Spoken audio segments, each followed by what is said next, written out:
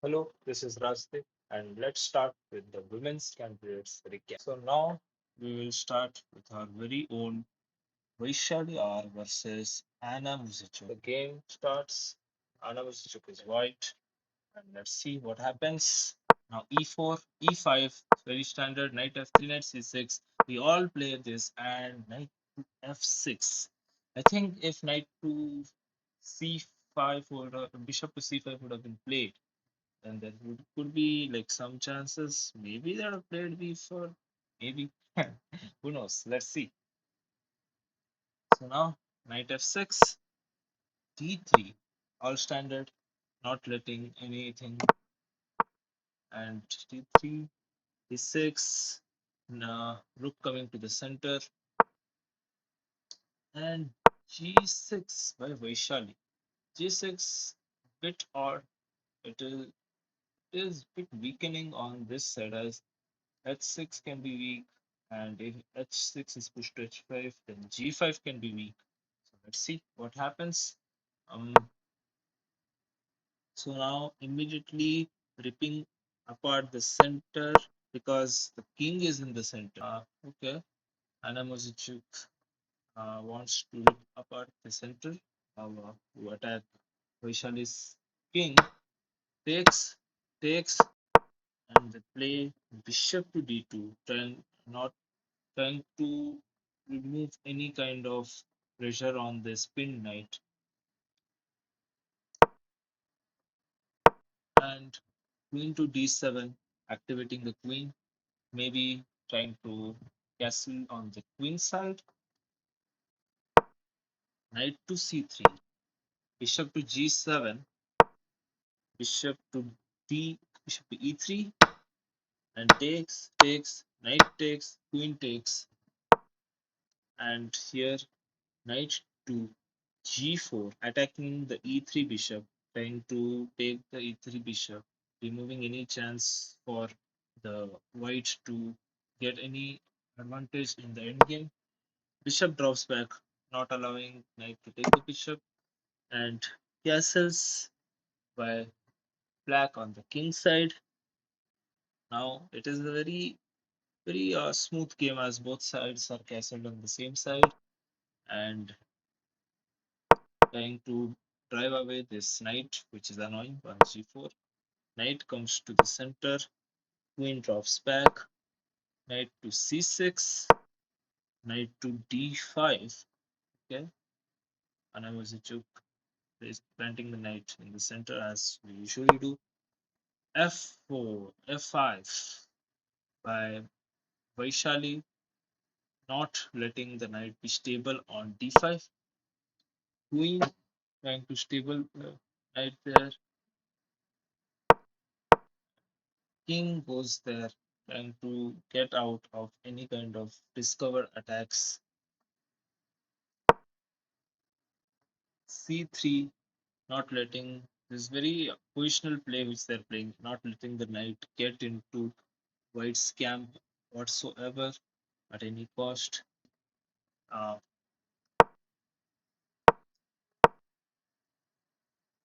so trying to take over the center, takes, breaking the center apart, rook takes, and d5. d5 is interesting. Vishal is trying to give up the pawn, maybe for some activity, maybe to dislodge this knight somehow. Comes back. If they would have taken it, let's see.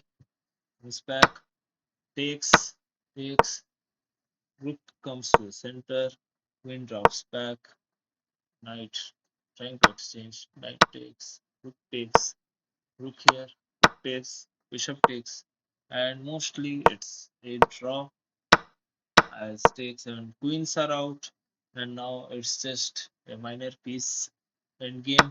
Even though it's the same colored bishop, the imbalance is very too less to play anything much for it, and takes, all the pawns getting exchanged. is the same side, but because they're same colored bishop, it's very difficult to get any advantage as bishops on the same side or same color, you can say, can easily defend through any threats from the opposite side as because the colors are same. Takes here check and it turns in a draw after a few moves.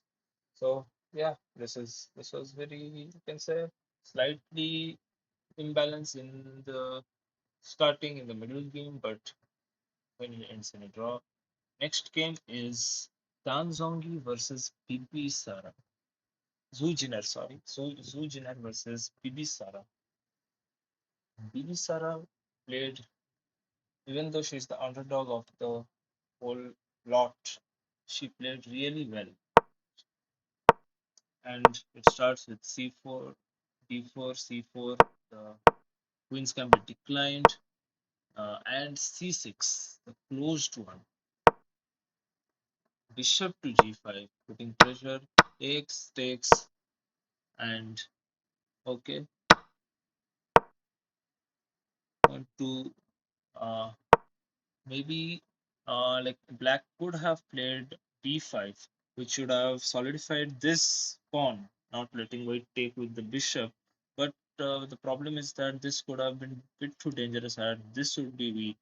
This can be easily attacked. The b5 pawn with a4, and also c6 can be attacked with knight to d5.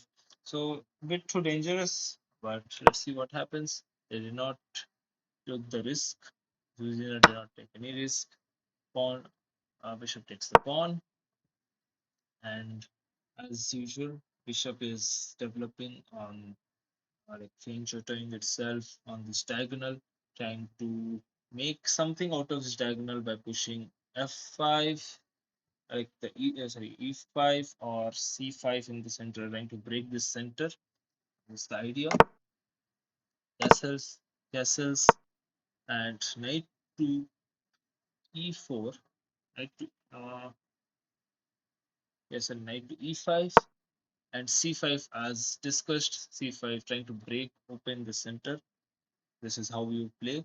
If you don't break this strong center, then white will be always be at an advantage. So breaking the center is necessary. Knight here, queen goes back, and queen comes here to f3, trying to create some kind of attack on black's king. But the problem is that uh, black's king is very safely placed there and because of this bishop, as bishop mostly like defends any kinds or any sorts of threat around black's king. The pawns do the rest. The pawns have the first card and the bishop defends the rest, which keeps the king very safe and very like quietly and unhingedly uh, with any threat. So takes, knight comes here, knight's getting traded, and things are things are a bit slowing down here. Knight coming into the play, queen's coming into the center, queen goes back, queen yes, here they repeated, and here they almost repeated three times, but black did not repeat, went back to b8. Um, okay, which is actually one of the best moves of the computer. But let's see, rook to d2, bishop bringing the final bishop, which never moved from there to the party, protecting the bishop takes, rook here, protecting the c pawn. You can say here the position is quite balanced as black's c pawn is weak and white's c pawn is as well as weak.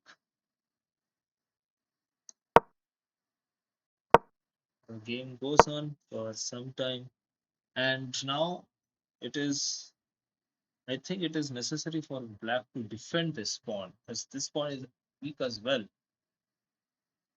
But let's see. The rook comes here defending the pawn. Knight comes here, and now the pawn is still attacked. And the move h5. Okay, h5 is played. I think there is some ideas of h4 to break apart this area of the king. The king is also vulnerable as there is no bishop, unlike the black's king, to protect it. And h4, and after the move e5, trying to break apart the final piece of the pawn, white takes on e4. And this can create a huge kind of imbalance as this pawn was in the center, but now white has got the outside passed pawn, and outside passed pawn is such a thing which is like you cannot very easily stop as it's at the edge of the board, and bringing any pieces there is very difficult, getting any space very difficult there, and that's what is happening now. But now black should now what it should do, because black has played white has played b4. White's queen is cut off from the center. It cannot go back to the center very easily, and black can easily take advantage of this and start an attack on this king. This is the only counterplay black has, and black has to play the move g5, ripping apart the king and trying to attack the king with bringing all his pieces, the queens, the rooks, into the game. But black doesn't do that, and black just attacks the queen.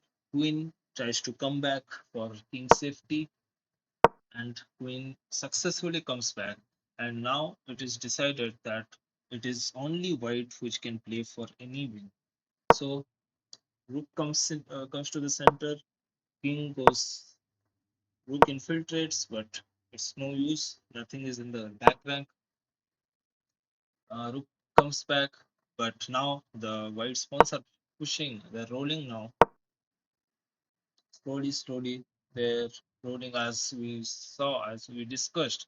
The outside passed pawn is moving. The knight comes back. Knight is an excellent blockader of any kind of passed pawn. And how sad it is that now black doesn't have a knight to blockade any of these pawns. And this bishop is not doing much, just staring behind the back of its pawn, not able to go to the other side and defend any of these passed pawns, which is bad situation. And coming, the knight comes back defending. This is not letting any kind of counterplay for black. Black tries something, but no, it's not happening much. And the final pawn also is gone. They're trying to, yeah, and now white has a completely two set of completely very difficult past ones. It's even worse now. White is completely in the driver's seat, and as we discussed, the past pawns are being pushed. Black's past pawns are successfully stopped, while white past pawns are very difficult to stop. Nothing much can be done here. White comes back with the knight trying to support the past pawns. Queen comes in, and after a few moves, the passed ones are rolling. You can give checks, but you'll get out of checks very quickly. The diagonal is blocked. You cannot do much, and this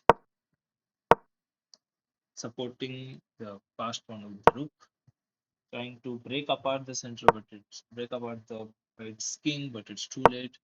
The pawns are already on the sixth rank. Sixth rank pawns are very dangerous. If your past pawns, that too, both the past pawns comes to sixth rank, it's very tough. Almost, it's you are almost winning. And after this, takes, and there is no attack. You can see that nothing much is happening. Black has no chance of getting anything. takes here, they check, blocks with the rook, and takes the knight. But we have an extra piece, extra queen. And now check, and this here, black resigned because there is no way that can stop checkmate at any cost. So this was one of the important games. Bibisara won against uh, Zhu Jinner, and now we have Divya Deshmukh going up against, say, Aleksandra Goryachikina. Here, this was an interesting game. Our own Divya from India is playing in the candidates, and she starts with e4, e5, knight f3, knight c6, and bishop to b5. Rui Lopez, a6 as all the standard moves, castles, bishop e7, d3 protecting the pawn, b5, bishop back, and now d6 trying to bring the final bishop into the game, c3 trying to start any like trying to expand in the center, castles are in the same side, which is usual in Rui Lopez. And now, after a set of few moves, bringing the rook into the center, and now c5, trying to expand on the pawn side as much as possible, and h3 by Divya. Black is expanding as much as possible, and here the break comes. The d4 break is necessary in order to release any kind of tension. Otherwise, black can keep on taking all the center. Knight to c3, knight bishop to d7, knight back to. This is a very usual maneuver when you are playing such kind of positions with knight to d2, knight to f1, knight g3 or e3 comes sometimes, and this uh, becomes crucial in supporting the center in this way. So yeah, and now d5, which was not a very pleasant move, as you are removing any kind of tension from the center, which is the only like way that white can have any kind of counter. And after this move, now black can easily like break through the center with f5 like stuff. These ideas are still there. Knight comes here. Bishop is protected as bishops are better in the end game. Yeah, white black is pushing any like pushing the pawns, taking all the space in the world, and after like few set of moves, which is going, uh, the knight comes to a very good space, very good place. Various pieces are coming out slowly, and here this bishop is way worse than this knight. This knight is really a nice knight, but yeah, uh, Goryachikina took it, thinking something. Uh, Comes back, all the rooks are getting exchanged. Mostly,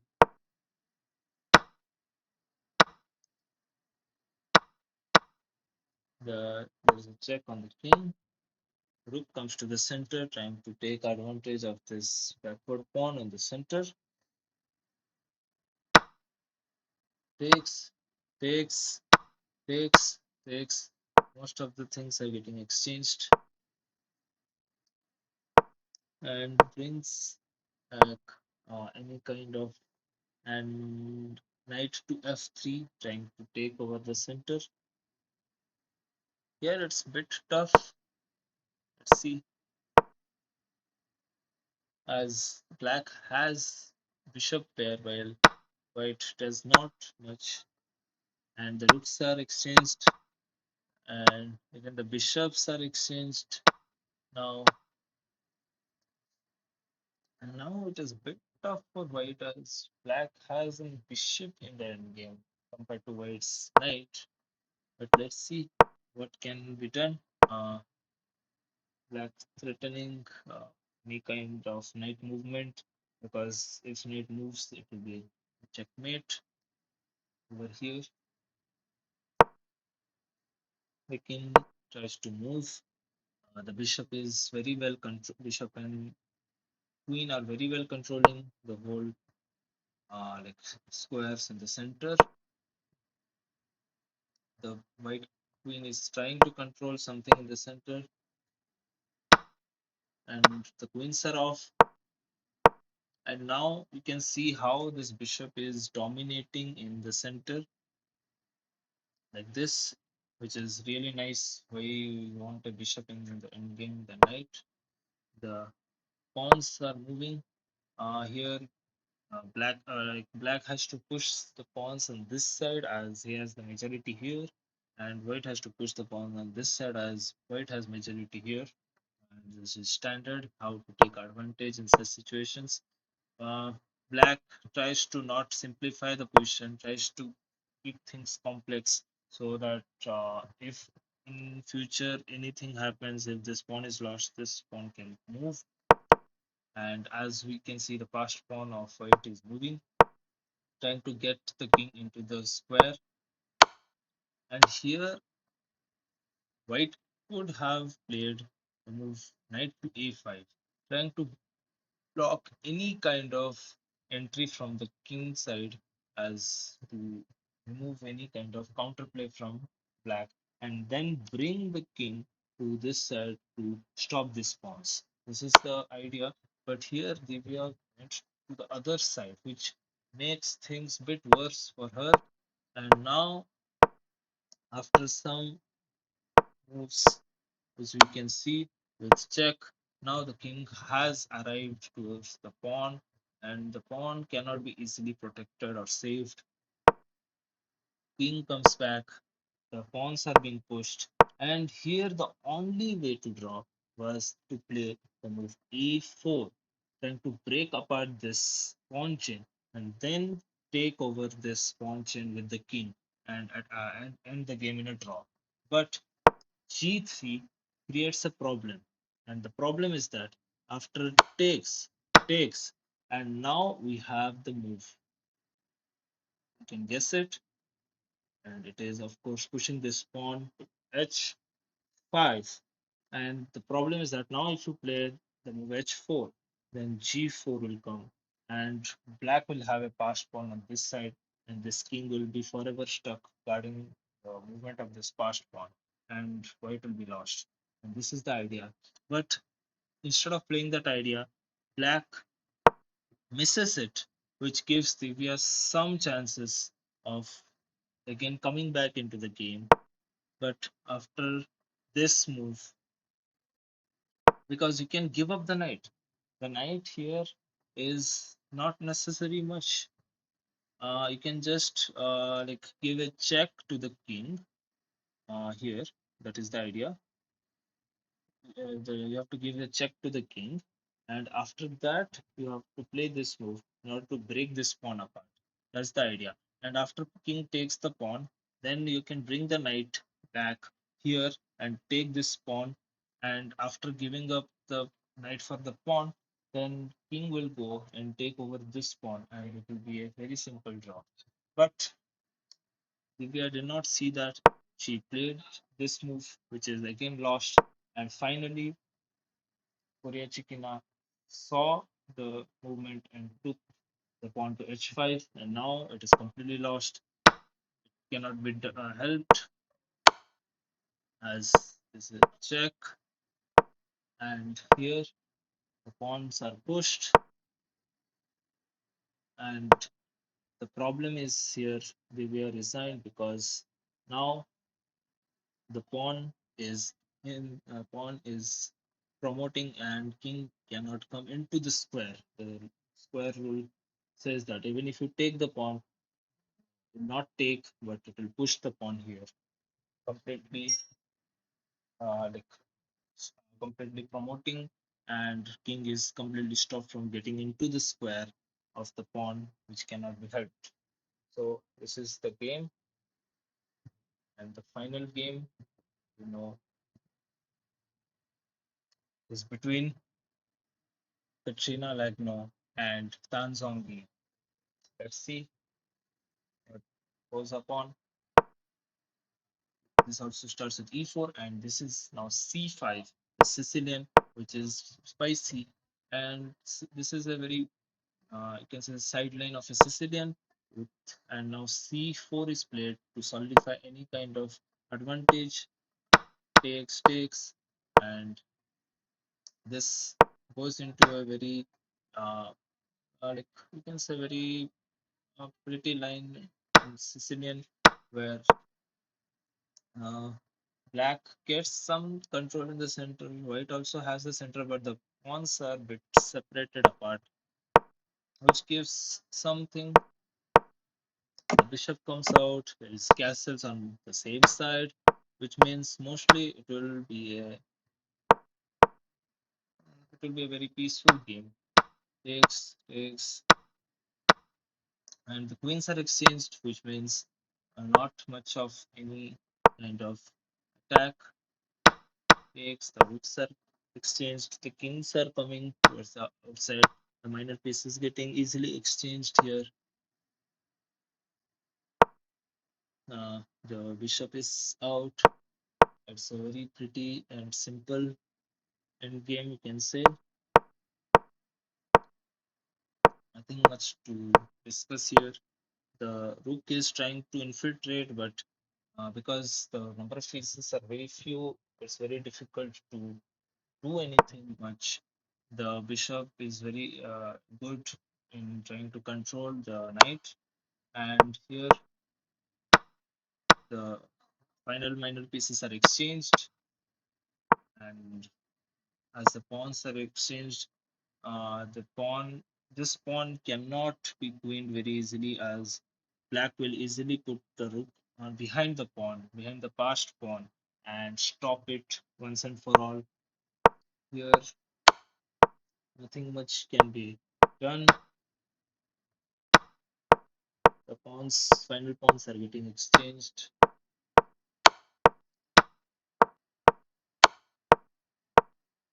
and this is a very well-known draw, which cannot be very easily, yeah, and returns in a draw.